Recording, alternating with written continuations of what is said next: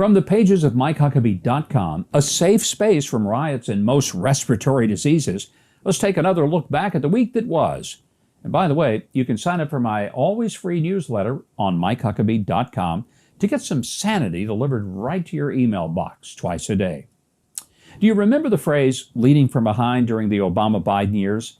Well, that philosophy seems to have stuck with Joe, or as President Trump now calls him, Joe Biden. You see, after many days and nights of hiding in his basement, the former vice president's handlers have whipped up a new strategy. Just do whatever President Trump does. Trump goes to Kenosha, Biden goes to Kenosha. Trump denounces violence, Biden denounces violence. Remember, though, old Joe has a habit of plagiarism, so this isn't an entirely new strategy for him. His 1988 campaign for president was derailed over a plagiarism scandal. He even plagiarized his own DNC speech just a few weeks ago from himself. It was a near carbon copy of a speech that he gave in 2008. But just as 2008 didn't end with Joe Biden as our 44th president, chances are voters might not make him the 46th president come November.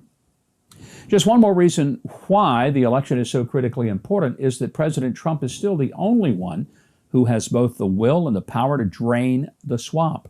Some new documents uncovered by Judicial Watch show that U.S. Embassy officials in Kiev set up what appears to have been an enemies list to help illegally monitor and report on the social media profiles of President Trump's family, his lawyer, and journalists perceived as Trump-friendly.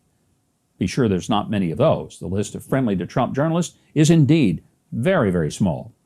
Now, the list includes Fox News personalities that you probably know. Rudy Giuliani, Sebastian Gorka, making a total of 13 Americans targeted by the embassy. May I remind you, that means with your tax dollars. Now, if you've got some time to go through the 300 pages of still partially redacted communications, you can read it all for yourself at MikeHuckabee.com. If anything, it'll tell you that the swamp rats at the State Department had way too much time on their hands, and the last thing they cared about was anybody's rights, particularly if their enemies were sympathetic to President Trump. Now, from the Twitterverse, where you can follow me at GovMikeHuckabee, comes these moments of madness. After we saw a picture of New York Governor Andrew Cuomo out walking his dog while disobeying his own requirement to wear a mask, comes this.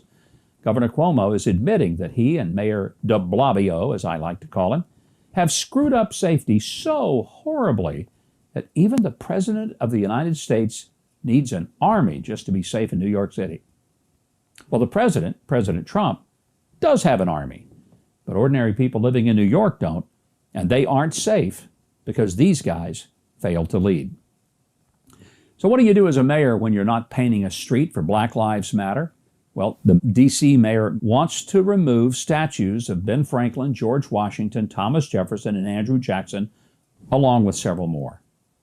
By the way, I've got a better idea. Keep the statues. Remove the mayor. The author of In Defense of Looting, Vicky Osterweel, said, "Looting is good because it gets people what they need for free immediately. So they are of living and reproducing their lives without relying on jobs or wage." So that means personal property is basically just racist and oppressive, and looting is fighting racism and liberating goods. Are you taking notes, Mayors Lightfoot, de Blasio, and Wheeler? I'm going to look for these talking points the next time you take to the mic for a press conference. And by the way, if you'd like to read Osterweel's book, just steal a copy. The author will probably be thrilled. Well, let's send out some well-earned shame on yous. Here's one. Shame on House Speaker Nancy Pelosi for making a salon appointment while in California and getting her hair done without a mask. That's while California hair salons are not allowed to be open for business. A let them eat cake moment for an 80-year-old who knows that she should practice what she bleaches, or at least colors. She's good at covering up the gray, but not the hypocrisy. Also, shame on Philadelphia Mayor Jim Kenney, who is crushing restaurateurs in Philadelphia by allowing only outdoor dining Then he goes across state lines for some dangerous indoor dining in Maryland at his friend's restaurant. I say, no soup for you, Mayor Kenney. And shame on Washington and Lee University in Virginia for offering a course on how to overthrow the state. Students will study luminaries like Che Guevara and learn how to create their own manifesto. Now, if you're a parent and you've got a student at Washington and Lee, I hope you raise holy Hades with that school administration. Or as Joe Biden might say, come on, man. Now, let's give a few shout-outs to those who actually deserve them. Here's a shout-out to Brandon Struck for calling out liberals and the LGBTQ community for decrying the assault on him after attending President Trump's acceptance speech. Why were they mad at him? Because he's gay, but he's a conservative. They don't mind him being gay, but they really mind him being conservative. Here's a big amen to Catholic Bishop Rick Styka of Knoxville for asking why Joe Biden and Nancy Pelosi claim they are faithful Catholics while they publicly oppose church teaching and values like the sacredness and protection of unborn babies.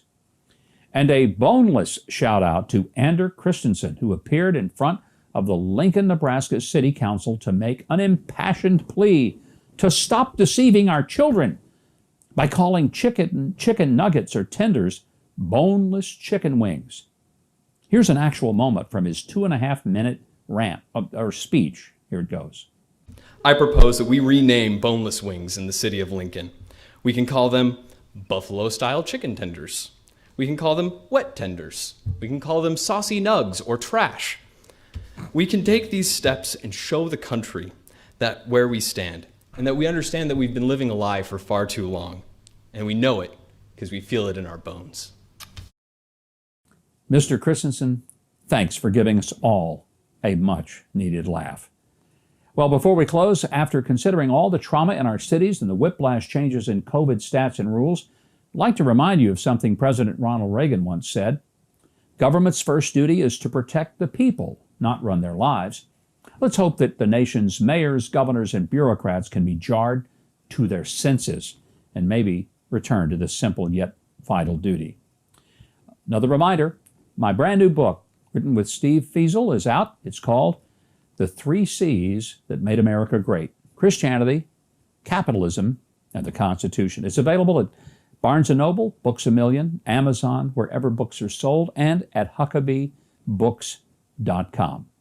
Now, until next time, these have been the facts of the matter.